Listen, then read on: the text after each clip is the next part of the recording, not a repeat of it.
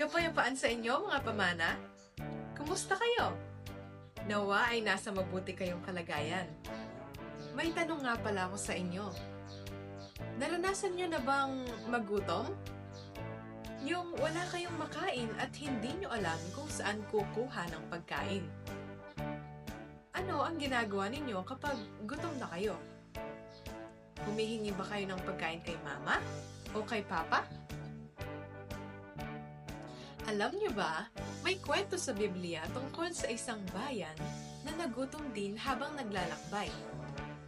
Ano kaya ang ginawa nila? At paano sila nagkaroon ng pagkain? Tara na, talamin natin. Ang pamagat ng ating kwento ay Ang Mana at Mga Pugo sa Israel, na mababasa sa Eksodo Kabanata 16, talata 1 hanggang 35. Noong una, pagkatapos iligtas ng Diyos ang mga Israelita mula sa Ehipto, nagpatuloy sila sa paglalakbay. Kasama nila si Moises at Aaron.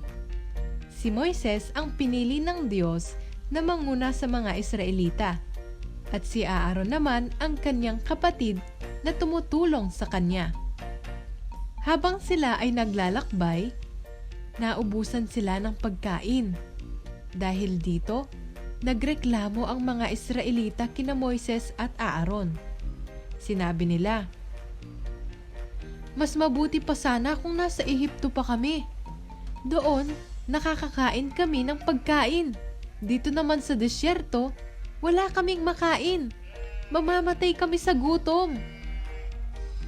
Narinig ng Panginoon ang kanilang reklamo.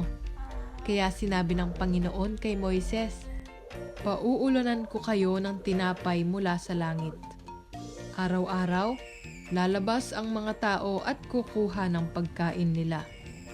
Susubukin ko sila kung susunod sila sa akin. At tuwing ika-6 na araw, doble ang kukunin nila."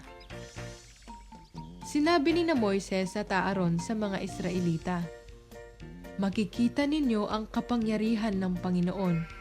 Bibigyan niya kayo ng pagkain. Hindi sa amin kayo nagrereklamo, kundi sa Panginoon." Nang gabing iyon, dumating ang maraming pugo.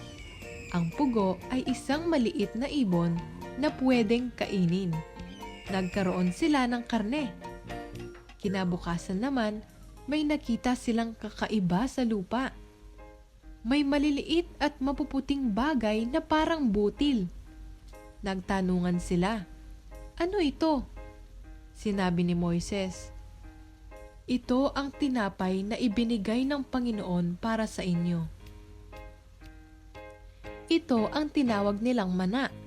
Ang mana ay pagkain na galing sa Diyos na lumalabas tuwing umaga para pakainin ang mga Israelita. Sinabi sa kanila ni Moises, "Huwag kayong magtitira para sa kinabukasan." Ngunit, ang ilan sa kanila'y hindi nakinig kay Moises. Kinabukasan, inuod at bumaho ang itinira nila. Kaya, nagalit sa kanila si Moises. Mula noon, tuwing umagay, namumulot sila ng ayon sa kanilang kailangan. Pag-init ng araw, ito'y natutunaw. Pagdating ng ika-6 na araw, doble ang kanilang kinukuha. Sabi ni Moises, "Bukas ay araw ng pahinga, kaya ngayon kumuha kayo ng sapat para sa 2 araw." At sa pagkakataong iyon, hindi nasira ang kanilang pagkain. Pero may ilan pa rin na lumabas sa araw ng pahinga para mamulot. Ngunit wala silang nakuha. Kaya sinabi ng Panginoon, "Hanggang kailan kayo hindi susunod? Binibigyan ko kayo ng sapat na pagkain." Sa loob ng maraming taon, kasama at pinakain ng Panginoon ang mga Israelita ng mana habang sila ay naglalakbay. At dito nagtatapos ang kwento. Mula sa ating kwento, ano ang aral na dapat nating matutunan?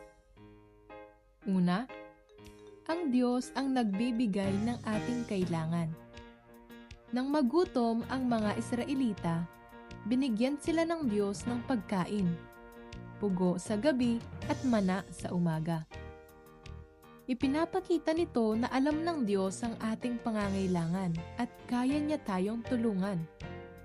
Kapag kailangan mo ng pagkain, tulong o kahit lakas sa pag-aaral, pwede tayong manalangin sa Diyos at sumunod. May gagamitin ang Diyos na tao para tayo ay tulungan. Pwedeng ang ating magulang o iba pang mga tao.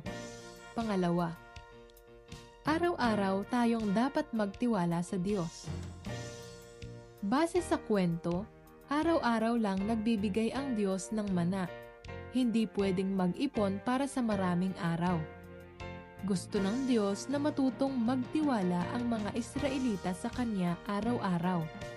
Kapag may problema ka ngayon, magtiwala ka sa Diyos ngayon. Bukas, magtiwala ka ulit. Araw-araw, kasama natin ang Diyos. Pangatlo, dapat tayong sumunod sa utos ng Diyos. Sinabi ng Diyos na huwag mag-ipon ng mana. Pero may ilan na hindi sumunod, kaya nasira ang pagkain nila. Ipinapakita nito na mahalaga ang pagsunod sa Diyos. Kapag sinabihan ka ng magulang mo o ng teacher mo ng tama, sundin mo ito. Ang pagsunod ay nagpapakita na nagtitiwala tayo sa Diyos. Tayo na mga bata sa ating activity sa araw na ito. Activity 1, Drawing. Ang pagkain mula sa langit.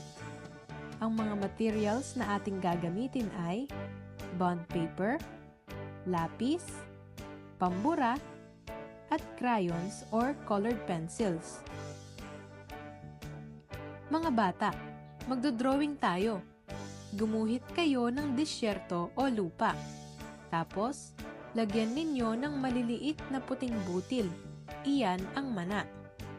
Magdagdag kayo ng mga tao na namumulot ng mana. At pwede rin kayong maglagay ng araw para ipakita na umaga. Pagkatapos, kulayat ninyo ang inyong drawing at isulat sa taas. Ang Diyos ay ating kasama, kaya God will provide. Activity 2, Thank You Prayer. Ang mga materials na ating gagamitin ay papel at ballpen o lapis. Mga bata, magsusulat tayo ng panalangin. Isusulat ninyo ang mga bagay na gusto ninyong ipagpasalamat sa Diyos. Lalo na ang mga bagay na ibinibigay niya sa atin araw-araw, tulad ng pagkain, pamilya, talino, lakas at iba pa. Mapatao man yan o bagay o pangyayari, dapat ipagpasalamat sa Diyos. Ganito ang simula ng panalangin. Aba, Ama naming Hari, Diyos na nagbibigay ng biyaya sa amin. Salamat po sa blank. Ito ang aming pasalamat sa pangalan mong Kristo Jesus na aming tagapagligtas. Amen. Tapos na ba kayo mga bata? Wow! Ang gagaling nyo naman! Ngayon naman, ang ating memory verse ay mababasa sa Philippians 4 verse 19. But my God shall supply all your needs according to His riches in glory by Christ Jesus. Kaya tandaan natin palagi mga bata, ang Diyos ay palagi nating kasama. Hindi niya tayo pababayaan. Maraming salamat sa inyong panonood mga pamana. Hanggang sa muli! Paalam! Miss Pa!